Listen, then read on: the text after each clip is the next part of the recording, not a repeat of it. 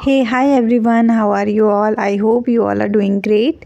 और I'm coming with another new study vlog. कैसे हैं आप सब लोग बहुत अच्छे होंगे और आप लोग की पढ़ाई भी बहुत अच्छी चल रही होगी। चलिए मैं बताती हूँ कि आज मैंने क्या क्या पढ़ा और मेरा दिन कैसा गया। अभी आपने टू डू लिस्ट में देखा तो मैंने फिज़िक्स में पढ़ा है वर्क एनर्जी पावर और इलेक्ट्रिक फील्ड एंड चार्जेस का मैंने क्वेश्चन सॉल्विंग वाली सीरीज़ देखी थी जो मैंने ऑलरेडी आप लोग को बताया है। कंपटीशन वाला चैनल पे आती है सीरीज़ और गुड मॉर्निंग फिज़िक्स करके सीरीज़ का नाम है। 7 बजे से सुबह स्टार्ट होती है और 8:30 तक सर रैप अप कर देते हैं, तो आप लोग भी उसको फॉलो कर सकते हो। तो सबसे पहले मैं स्टार्ट कर रही हूँ केमिस्ट्री पढ़ना और केमिस्ट्री में मैं पढ़ रही हूँ कोऑर्डिनेशन कंपाउंड। काफ़ी बड़ा चैप्टर था ये, तो मेरे को टाइम लगा है इसमें 2 घंटे आराम से लग गए हैं।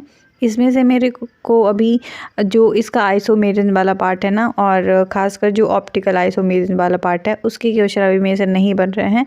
अभी मैं इसका पर्टिकुलर इसी टॉपिक का ऑप्टिकल आइसोमेरिज्म वाले टॉपिक का लेक्चर देखने वाली हूँ। पूरे चैप्टर का लेक्चर नहीं देखूँगी क्योंकि ऑलरेडी मैंने नोट्स से पढ़ा है और मेरी नोट्स बहुत अच्छी बनी हुई है, तो मेरे से सारे क्वेश्चन बन जाते हैं इस चैप्टर के। बस उसी वाले टॉपिक में मेरे को थोड़ी प्रॉब्लम आती है जिसका मैं लेक्चर देखूँगी। और लेक्चर मैं सोच रही हूँ कि मोहित ददीजी सर से देख लूँ क्योंकि इनऑर्गेनिक वही बेस्ट पढ़ाते हैं। हालांकि बहुत सारे टीचर हैं जो पढ़ाते हैं, बट मैंने लास्ट ईयर उनके 1-2 लेक्चर देखे थे तो फिर मेरे को उनसे ज़्यादा समझ आता है, तो फिर मैं उन्हीं का लेक्चर देखूँगी। एंड गाइज़, मैंने कल एक वीडियो पोस्ट की थी लास्ट 7 डेज़ जो हमारे मोस्ट प्रोडक्टिव डेज़ हम बनाने वाले हैं। तो आई होप आप सब लोग ने वो वीडियो देखी होगी, और जो भी नहीं देखा है तो प्लीज़ इस वीडियो के बाद उस वीडियो को ज़रूर देखना क्योंकि उसमें मैंने अपनी पूरी 7 डेज़ की स्ट्रेटजी बताई है और मैंने सारा कुछ एक्सप्लेन किया है कि मैं 7 डेज़ में कितने चैप्टर कवर करने वाली हूँ और कौन सा सब्जेक्ट में कौन सा चैप्टर पढ़ने वाली हूँ। सारा कुछ मैंने अच्छे से डिटेल से एक्सप्लेन किया है। आप लोग वो वीडियो जाके ज़रूर देखना। और इसके बाद नेक्स्ट मैं अपनी वीडियो लाऊंगी जो मैंने आपका दिसंबर मंथ का पूरा आपको प्लानर दिखाया था ना, आई होप आप लोग ने वो वाली वीडियो भी देखी होगी। तो उसमें मैंने सारा अपना दिसंबर मंथ का प्लानर बताया था कि मेरे को कितने चैप्टर की सब्जेक्ट में कंप्लीट करने हैं। तो मैं ऐसा ही पूरा प्लानर 1 जैन को लाने वाली हूँ, जनवरी मंथ का पूरा प्लानर लाने वाली हूँ। और उसके लिए आपको 1 जनवरी को ही पूरी अच्छी वीडियो एक मिल जाएगी और अपना मैं खुद का पूरा जनवरी का प्लानर शेयर करूँगी कि मैं कितना चैप्टर कंप्लीट करने वाली हूँ। तो दिसंबर मंथ का भी मैं उसमें शेयर करने वाली हूँ कि जो भी मैंने दिसंबर मंथ में टारगेट्स रखे थे तो उसमें से मेरे कितने टारगेट्स कंप्लीट हुए हैं, कितने नहीं हुए हैं, या फिर मैंने टारगेट से भी ज़्यादा कुछ पढ़ लिया है। सारा कुछ मैं उसमें एक्सप्लेन करने वाली हूँ। स्टे ट्यून गाइज उस वीडियो के लिए। और जो भी चैनल पे नए हैं प्लीज़ सब्सक्राइब कर देना और वीडियो को लाइक भी कर दिया करो जिससे आप लोग के अलावा भी और दूसरे लोगों के पास भी मेरी वीडियो पहुंच सके, है ना।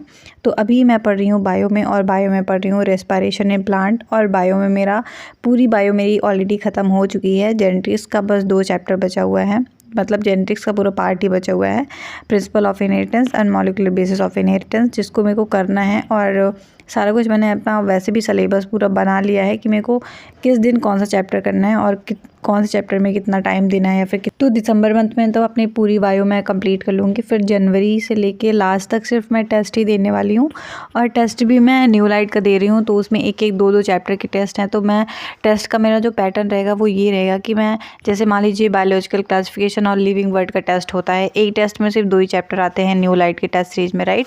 तो जैसे 2 चैप्टर का टेस्ट होता है तो फिर मैं वो दोनों चैप्टर सेम डे में रिवाइज़ करके और तुरंत टेस्ट दे दिया करूँगी। तो मेरे को 2 घंटे चैप्टर रिवाइज़ करने में लगेंगे और 1 घंटे मेरे को टेस्ट देने में लगेंगे।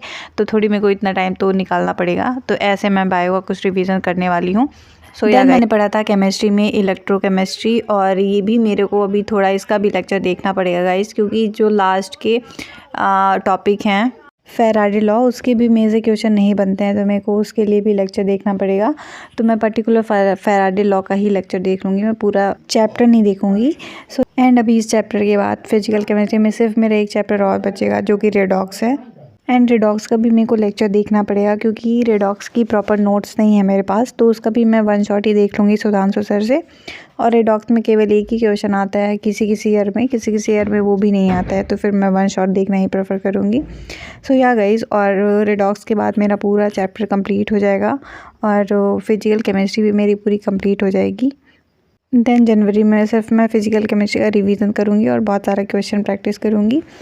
गाइज़, और आप लोग भी बताओ कि आप लोग का सिलेबस कहाँ तक कंप्लीट हो गया। और जो भी बच्चे ऑफलाइन कोचिंग जाते हैं तो वो भी अपना शेयर कर सकते हैं कमेंट बॉक्स में कि आपका सिलेबस कहाँ तक कंप्लीट हो गया, क्योंकि जो भी ऑफलाइन का बैच रहता है ना वो थोड़ी फास्ट सिलेबस कंप्लीट करवा देते हैं, क्योंकि मैं भी लास्ट ईयर ऑफलाइन कोचिंग में थी तो मेरा सिलेबस भी मिड जैन तक कंप्लीट हो गया था।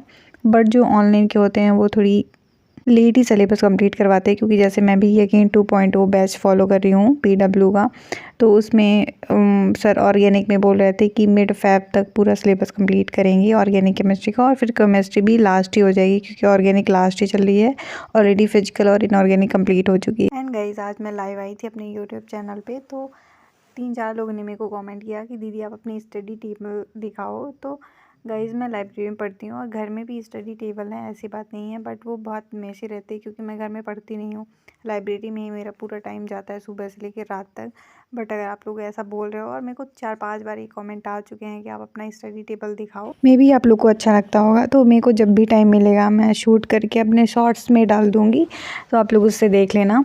सो या गाइज़, एंड जो भी मैंने आपको अभी टारगेट दिखाया था उसमें मेरा एक टारगेट बस बचा रह गया, जो कि वर्क एनर्जी पावर का लेक्चर देखना था, वो बस नहीं हो पाया था। बाकी सारे टारगेट्स अचीव कर लिए थे मैंने।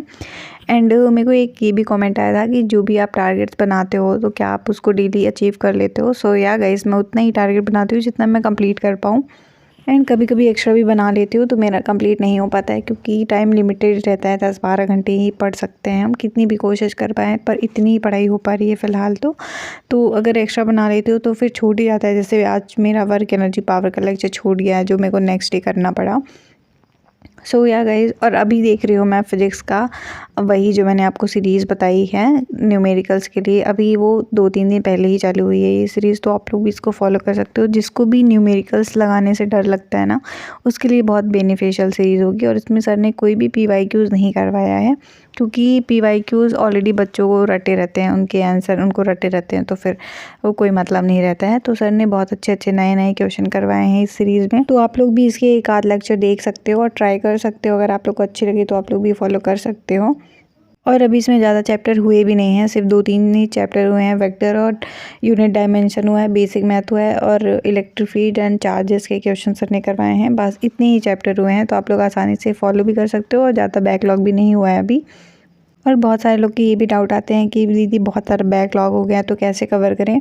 तो बैकलॉग अगर हुआ है तो कवर तो आपको ही करना पड़ेगा, तो साथ साथ में पैरेलली लेके चलो, और थोड़ी पढ़ने के 2-4 घंटे और बढ़ाओ, तभी बैकलॉग क्लियर हो पाएगा, है ना।